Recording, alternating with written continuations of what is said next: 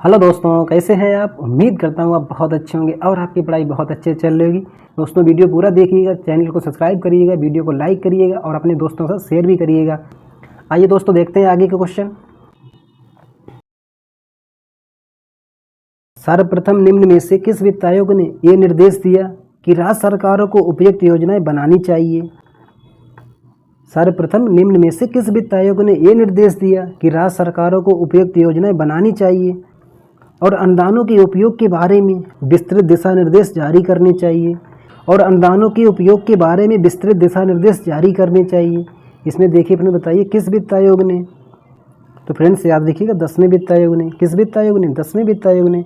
इसका answer A सही है, 10वें वित्त आयोग ने। सर्वप्रथम 10वें वित्त आयोग ने ये निर्देश दिया था कि राज्य सरकारों को उपयुक्त योजनाएं बनानी चाहिए और अनुदानों के बारे में विस्तृत दिशा निर्देश जारी करनी चाहिए। स्थानीय निकायों से इस प्रयोजन हेतु बराबर योगदान देने की अपेक्षा की गई। ठीक है फ्रेंड्स, याद रखिएगा। नेक्स्ट क्वेश्चन देखिए।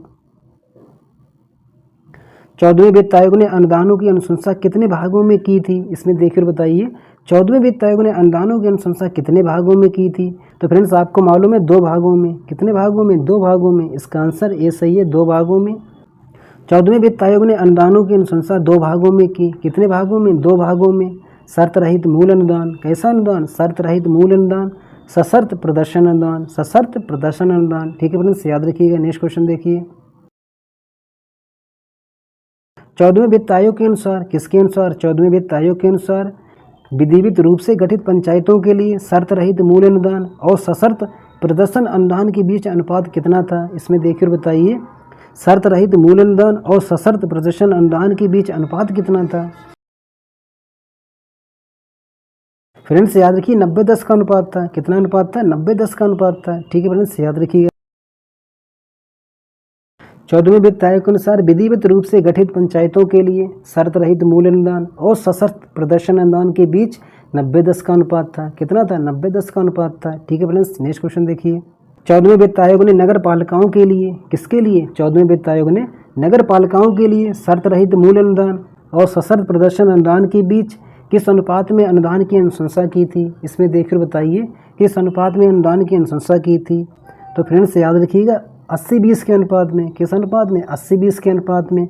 नगर पालिकाओं के लिए 80-20 के अनुपात में। इसमें देखिएगा 14वें वित्त आयोग ने नगर पालिकाओं के लिए शर्त रहित मूल अनुदान और सशर्त प्रदर्शन अनुदान के बीच में 80-20 अनुपात में अनुदान की अनुशंसा की थी। ठीक है फ्रेंड्स, याद रखिएगा। नेक्स्ट क्वेश्चन देखिए।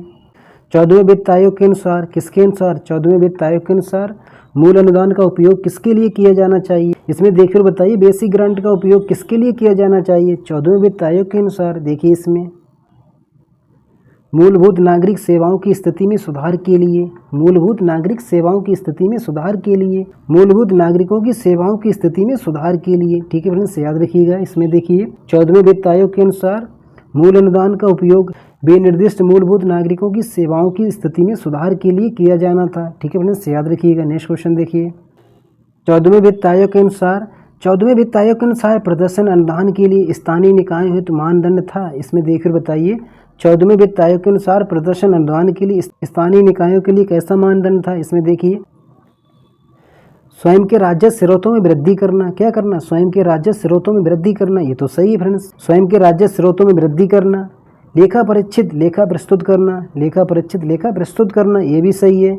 इसमें देखिए फ्रेंड्स बताइए इसका आंसर क्या सही है। फ्रेंड्स याद रखिएगा इसके कथन दोनों सही हैं, यानी कि इसके कथन दोनों सही हैं। इसका आंसर सी सही है। 14वें वित्त आयोग के अनुसार प्रदर्शन अनुदान के लिए पात्रता हेतु स्थानीय निकायों को अपने स्वयं के राजस्व स्रोतों में वृद्धि करनी थी। क्या करनी थी? अपने स्वयं के राजस्व स्रोतों में वृद्धि करनी थी और लेखा परीक्षित लेखा भी प्रस्तुत करने थे। और लेखा परीक्षित लेखा भी प्रस्तुत करने थे। ठीक है फ्रेंड्स, याद रखिएगा। नेक्स्ट क्वेश्चन देखिए। सर्वप्रथम किस वित्त आयोग ने स्थानीय निकायों के लिए लेखा एवं लेखा परीक्षा मुद्दों को उजागर किया? इसमें देखिए और बताइए सर्वप्रथम किस वित्त आयोग ने स्थानीय निकायों के लिए लेखा एवं लेखा परीक्षा मुद्दे को उजागर किया?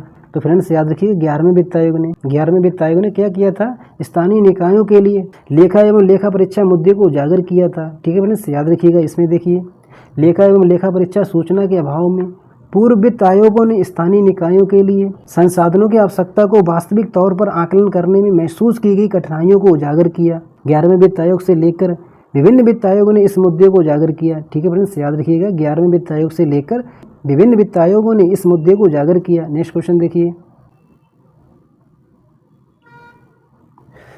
सर्वप्रथम किस वित्त आयोग ने अपनी रिपोर्ट में स्पष्ट रूप से उल्लेख किया था, क्या किया था? सर्वप्रथम किस वित्त आयोग ने अपनी रिपोर्ट में स्पष्ट रूप से उल्लेख किया था कि पिछले वर्ष की लेखाओं और पिछले से पिछले वर्ष की लेखा परीक्षित लेखाओं को सार्वजनिक पटल पर, कैसे पटल पर? सार्वजनिक पटल पर ऑनलाइन उपलब्ध कराना किसी भी अनुदान को प्राप्त करने के लिए प्रवेश स्तर की शर्त होगी।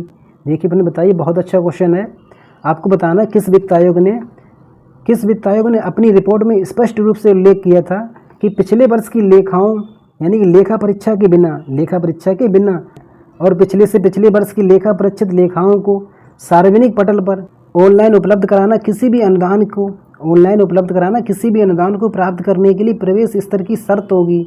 देखिए फ्रेंड्स बताइए किस वित्त आयोग ने? ये क्वेश्चन फ्रेंड्स आपको ना परीक्षा में निश्चित रूप से छपा हुआ मिलेगा। देखिए इसमें बताइए फ्रेंड्स इसका आंसर क्या सही है? इसका आंसर डी सही है, 15वें वित्त आयोग ने। किस वित्त आयोग ने? 15वें वित्त आयोग ने। सर्वप्रथम 15वें वित्त आयोग ने अपनी 2020-21 की रिपोर्ट में स्पष्ट रूप से उल्लेख किया था कि पिछले वर्ष की लेखाओं को लेखा परीक्षा के बिना और पिछले से पिछले वर्ष के लेखा परीक्षित लेखाओं को सार्वजनिक पटल पर ऑनलाइन उपलब्ध कराना किसी भी अनुदान को प्राप्त करने के लिए प्रवेश स्तर की शर्त होगी।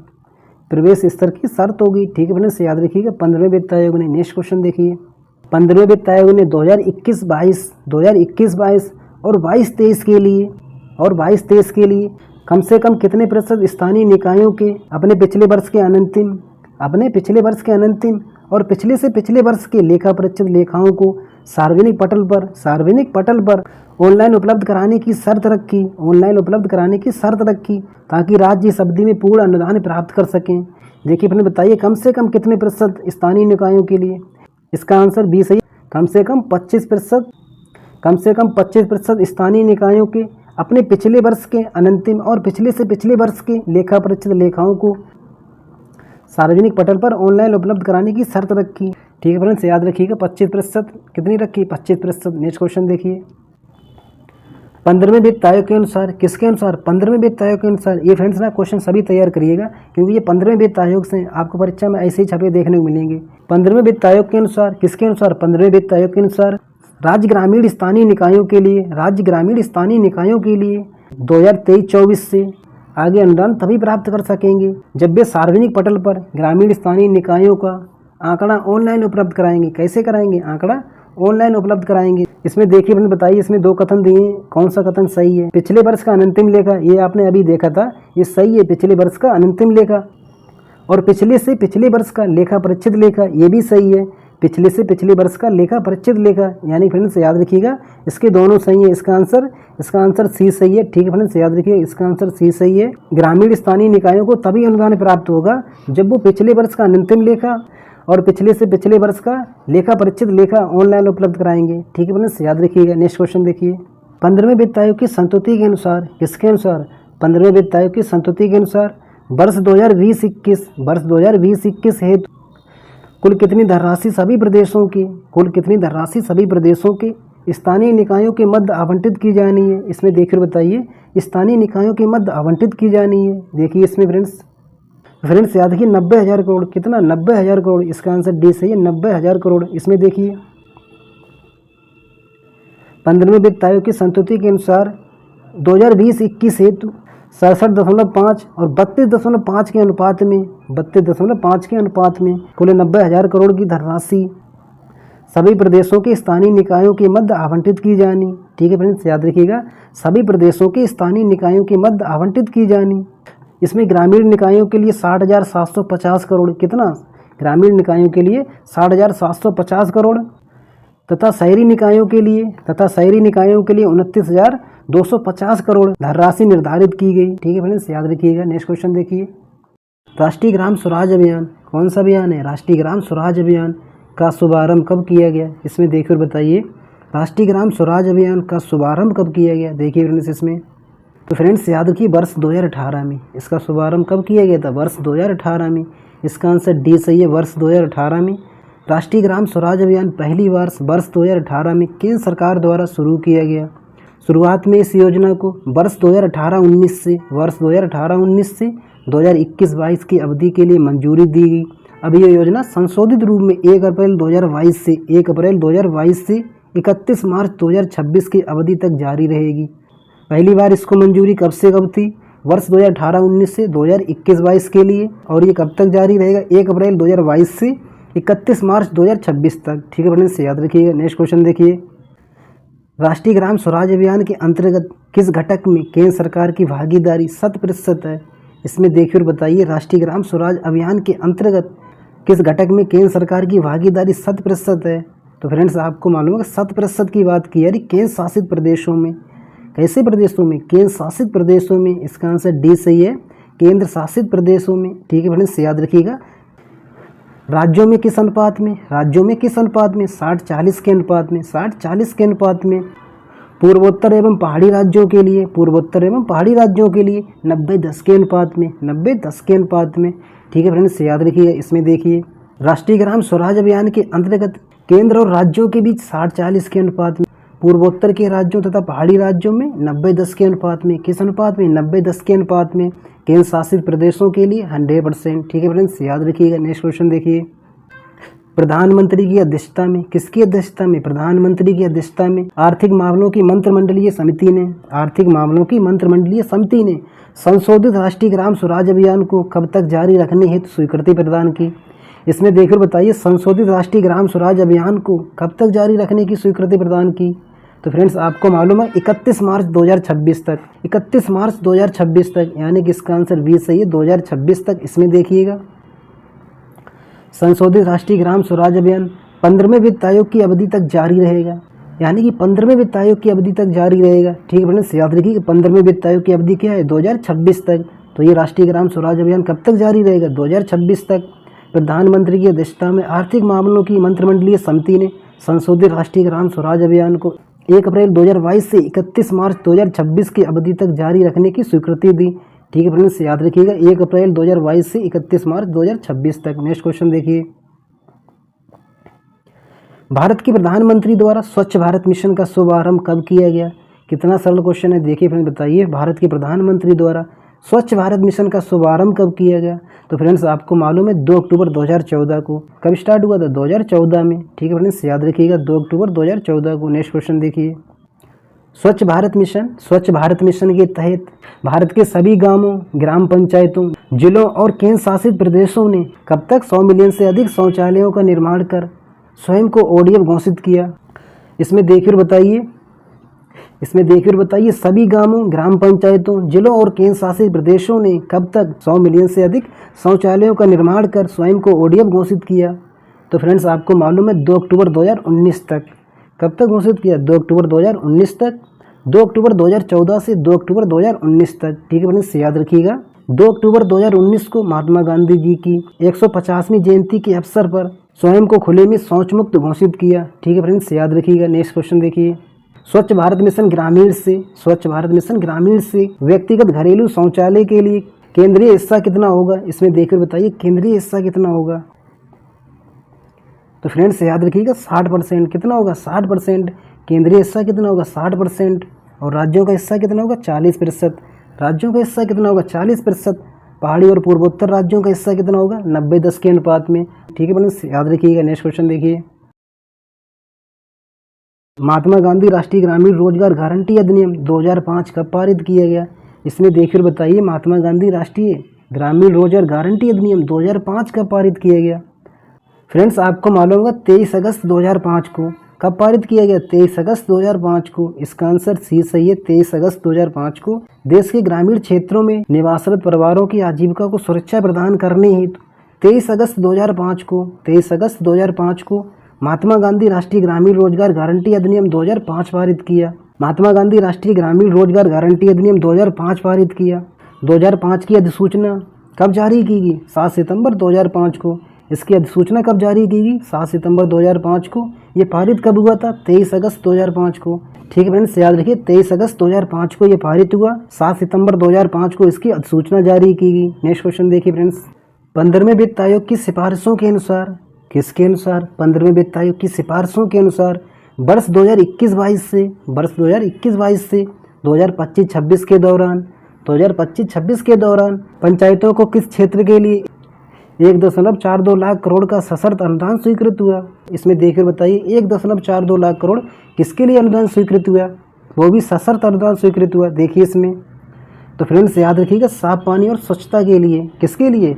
साफ पानी और स्वच्छता के लिए। इसका आंसर ये सही है, साफ पानी और स्वच्छता के लिए। इसमें देखिए 15वें वित्त आयोग की सिफारिश के अनुसार 5 वर्षों 2021-22 से 2025-26 तक ग्रामीण स्थानीय निकायों पंचायतों को साफ पानी और स्वच्छता के लिए 1,42,084 करोड़ रुपए का सशर्त अनुदान स्वीकृत हुआ। फ्रेंड्स आपको याद रखना 1,42,084, ठीक है फ्रेंड्स, याद रखिएगा साफ पानी और स्वच्छता के लिए। नेक्स्ट क्वेश्चन देखिए, साफ जल एवं स्वच्छता के लिए 15वें वित्त आयोग सशर्त अनुदान हेतु ग्रामीण स्थानीय निकायों की पात्रता निर्धारित करने में कौन नोडल विभाग के रूप में कार्य करेगा? इसमें देखकर बताइए, साफ जल एवं स्वच्छता के लिए 15वें वित्त आयोग के सशर्त अनुदान हेतु ग्रामीण स्थानीय निकायों की पात्रता निर्धारित करने में कौन नोडल विभाग के रूप में कार्य करेगा?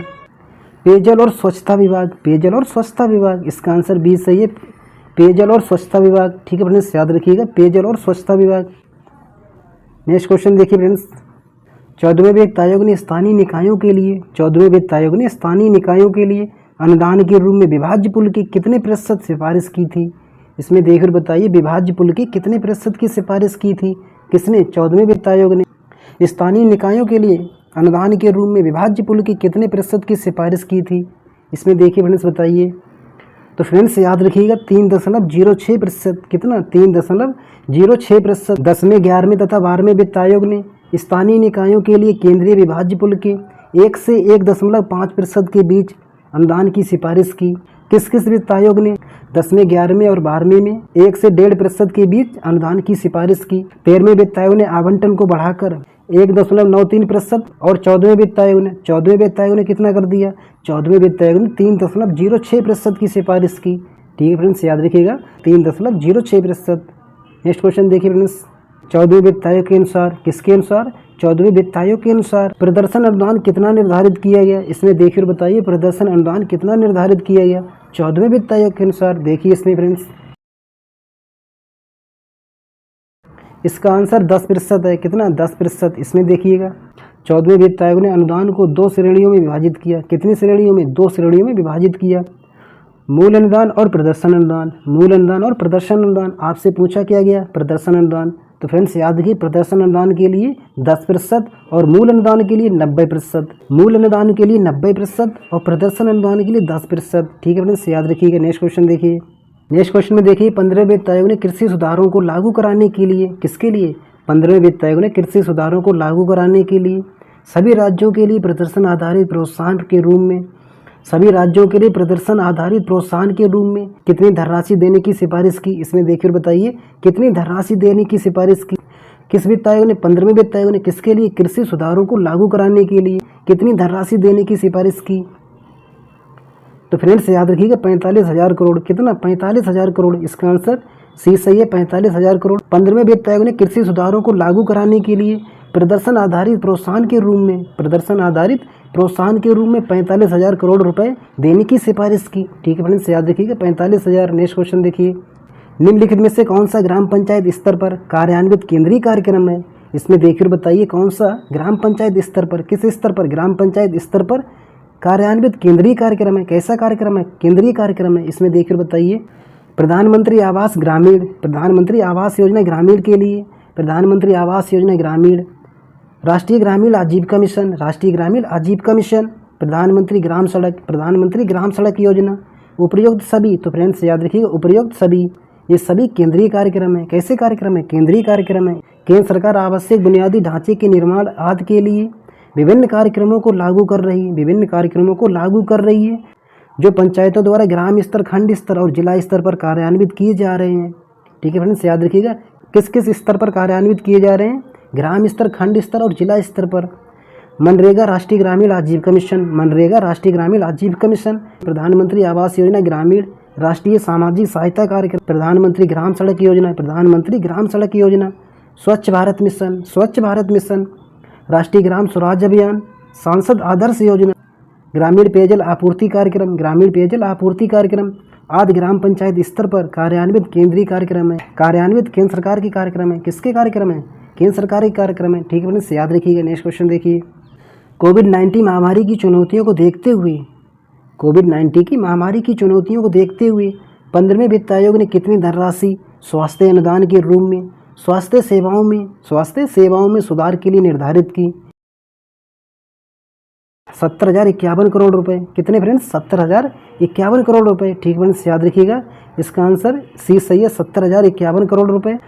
15वें वित्त आयोग ने कोविड-19 महामारी की चुनौतियों को देखते हुए 70,051 करोड़ रुपए स्वास्थ्य अनुदान के रूप में स्वास्थ्य सेवाओं में सुधार के लिए वर्ष 2020-21 में 15वें वित्त आयोग ने ग्रामीण स्थानीय निकायों के लिए 15वें वित्त आयोग ने ग्रामीण स्थानीय निकायों के लिए कुल अनुदान राशि 60,750 करोड़, कितना? 60,750 करोड़ रुपए तथा 2021-22 से 2025-26 की अवधि के लिए 2,36,805 करोड़ रुपए 2,36,805 करोड़ रुपए अनुशासित की।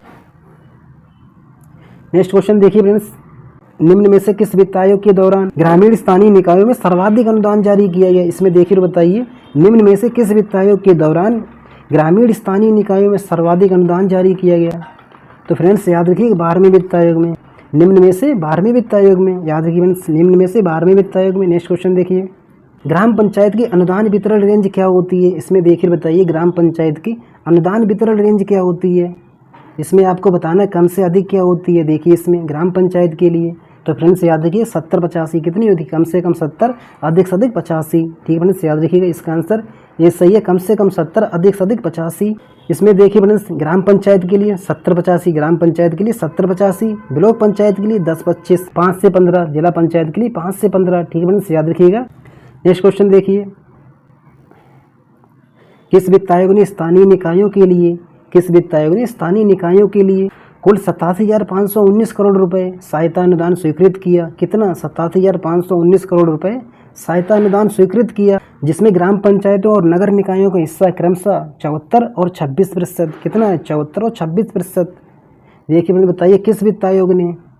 तो फ्रेंड्स याद रखिएगा 13वें वित्त आयोग ने। किस वित्त आयोग ने? 13वें वित्त आयोग ने। 13वें वित्त आयोग ने ग्राम पंचायतों और नगर निकायों का हिस्सा किस अनुपात में जारी किया? 74-26 के अनुपात में। 74-26 के अनुपात में। ठीक है फ्रेंड्स, याद रखिएगा। और 13वें वित्त आयोग ने स्थानीय निकायों की सहायता अनुदान कितनी धनराशि स्वीकृत की? 87,519 करोड़। 87,519 करोड़। ठीक है फ्रेंड्स, याद रखिएगा। नेक्स्ट क्वेश्चन देखिए, नेक्स्ट क्वेश्चन में देखिए, वित्त आयोग द्वारा स्वीकृत कौन सा अनुदान ग्राम पंचायत और नगर निकायों का हिस्सा सही सम्मिलित नहीं है? इसमें देखकर बताइए, ग्राम पंचायतों और नगर निकायों का हिस्सा 10वें वित्त आयोग में 80-20 के अनुपात में 10वें वित्त आयोग ने 80-20 के अनुपात में ग्राम पंचायतों और नगर निकायों का हिस्सा जारी किया। 11वें वित्त आयोग ने 80-20 के अनुपात में 11वें वित्त आयोग ने 80-20 के अनुपात में, ये भी सही है। 13वें वित्त आयोग ने 74-26 के अनुपात में 13वें वित्त आयोग ने 74-26 के अनुपात में, जो अभी आपने देखा था 13वें वित्त आयोग में 74-26 के अनुपात में। फ्रेंड्स याद रखिए ये तीनों सही है। 14वें वित्त आयोग ने किस अनुपात में जारी किया? 70-30 के अनुपात में। इसको याद रखिएगा, 14वें वित्त आयोग ने 70-30 के अनुपात में, ना कि 80-20 के अनुपात में। 14वें वित्त आयोग ने स्थानीय निकायों के लिए 2,87,437 करोड़ रुपए सहायता अनुदान स्वीकृत किया। किसके लिए? स्थानीय निकायों के लिए, जिसमें ग्राम पंचायतों और नगर निकायों का हिस्सा क्रमशः 70-30 के अनुपात में। किस अनुपात में? 70-30 के अनुपात में। इसको फ्रेंड्स याद रखिएगा।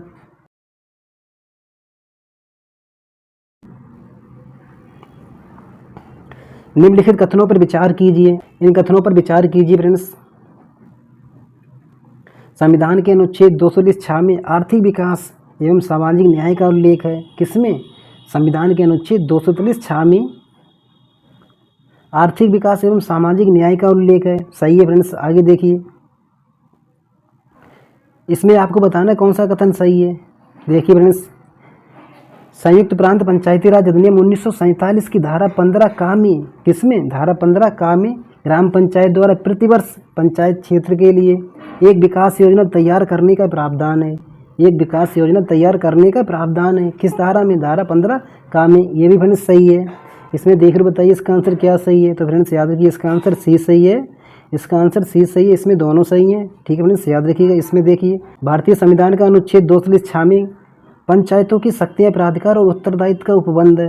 क्या क्या है फ्रेंड्स? पंचायतों की शक्तियाँ, प्राधिकार और उत्तरदायित्व का उपबंध है। ग्राम पंचायतों को वार्षिक एवं दीर्घकालिक योजनाएं बनाकर संविधान के अनुच्छेद 206 में उल्लेखित आर्थिक विकास एवं सामाजिक न्याय सुनिश्चित करना होगा।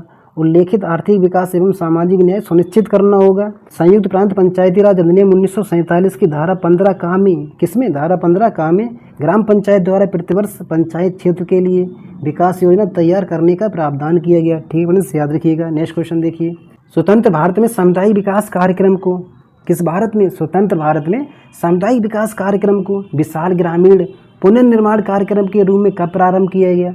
इसमें देखिए बताइए, स्वतंत्र भारत में सामुदायिक विकास कार्यक्रम को विशाल ग्रामीण पुनर्निर्माण कार्यक्रम के रूप में कब प्रारंभ किया गया? इसमें देखिए फ्रेंड्स आपको मालूम होगा 2 अक्टूबर 1952 को। इसका आंसर बी सही है। 2 अक्टूबर 1952 को 55 विकास खंडों के साथ इसको प्रारंभ किया गया था। कितने विकास खंडों में इसको स्टार्ट किया गया था? 55 विकास खंडों में। इसको भी याद रखिए, 55 विकास खंडों में।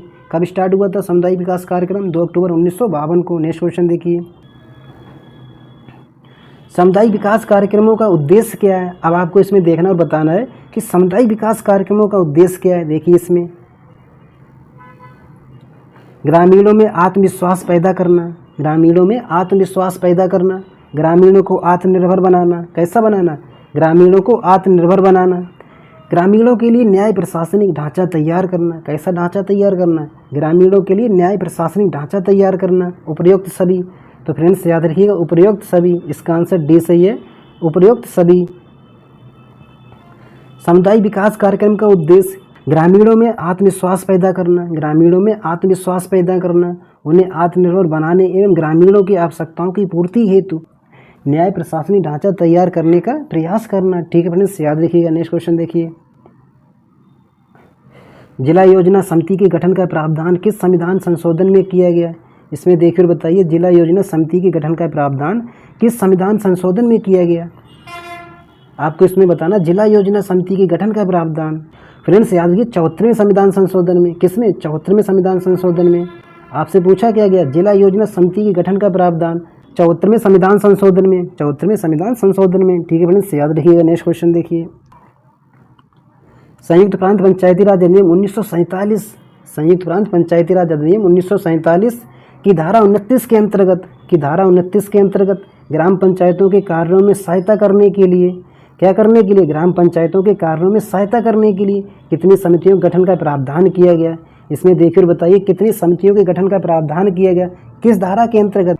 किस धारा के अंतर्गत? धारा 29 के अंतर्गत। तो फ्रेंड्स आपको बहुत अच्छे से मालूम होगा 6 समितियाँ। कितनी हैं? 6 समितियाँ। इन 6 समितियों को बहुत अच्छे से याद रखिएगा।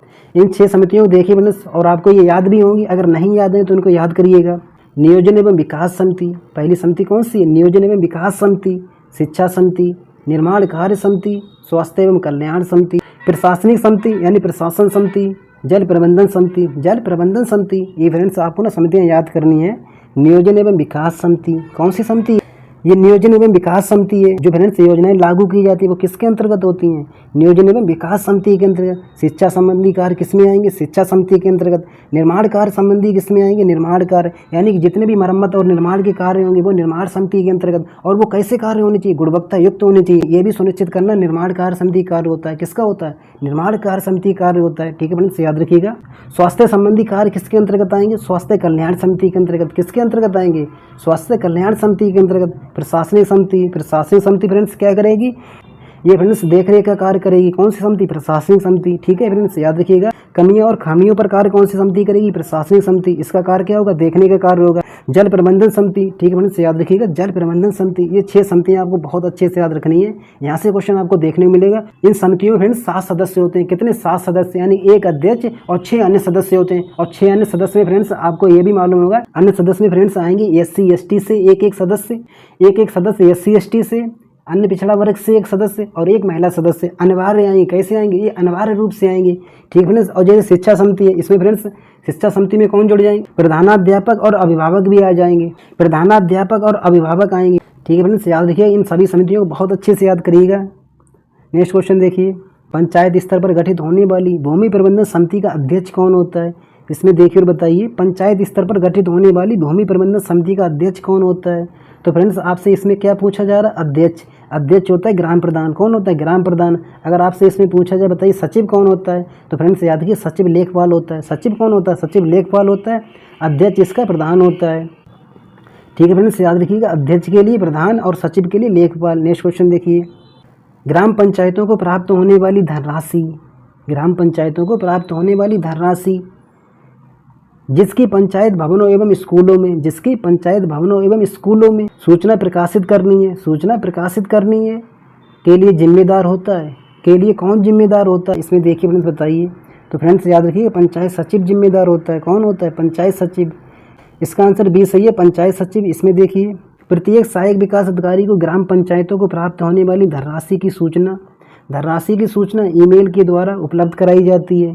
कैसे प्राप्त होती है? ईमेल के द्वारा उपलब्ध कराई जाती है, जो वह पंचायत सचिव को उपलब्ध करवाता है। किसको? पंचायत सचिव को उपलब्ध कराता है। कौन कराता है? सहायक विकास अधिकारी। कौन कराता है? सहायक विकास अधिकारी। कैसे? ईमेल के माध्यम से। पंचायत भवनों व स्कूलों में ये सूचना प्रकाशित करने के लिए जिम्मेदार कौन है? सचिव है। कौन है जिम्मेदार? सचिव है। नेक्स्ट क्वेश्चन देखिए,